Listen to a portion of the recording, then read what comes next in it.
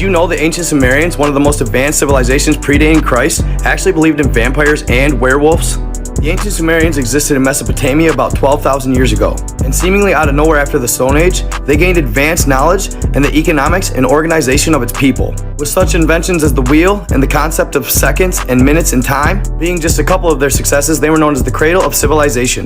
And few know this, but they also had a firm belief in vampires. The ancient Sumerian tablets depicted that they believed in two types of blood-sucking demons. These were known as the Akimu and the Atuku. The Akimu were one of the first and oldest myths known to man, predating Christ by 4,000 years. It was said the Akimu were the enraged spirits of the dead who went unburied, and they slept beneath the ground. And they were fearfully dreaded by the Mesopotamian Empire. Inuits and Eskimos described them as severely rotting corpses. The Atuku, on the other hand, were laid to rest but weren't given any offerings from friends and family at their tomb. It is said they were almost impossible to kill. 2.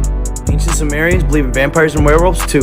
Archaeologists found that written in cuneiform on one of the ancient Sumerian tablets, they depicted werewolves. They talk about those who are bitten and how they transform by the first full moon. Known as the Epic of Gilgamesh, the story revolves around Gilgamesh, the king of Uruk. In the story, he would find himself being pursued by the goddess Ishtar, but he would refuse her advances, reminding her of the fate of her previous lovers. She would turn them all into wolves. A number of experts have acknowledged that werewolves were part of the ancient Sumerian worldview. It's even said that their belief in werewolves may have contributed to the fall of King Nebuchadnezzar II. He would rule from 605 BC to 562 BC when he would take down the first temple of Jerusalem. In his place, he would establish one of the original 7 wonders of the world, the Hanging Gardens of Babylon. But shortly after doing this, Nebuchadnezzar would develop a severe depression. It would continue for 7 years until he reached complete psychosis. He would eventually believe that he had turned into a werewolf.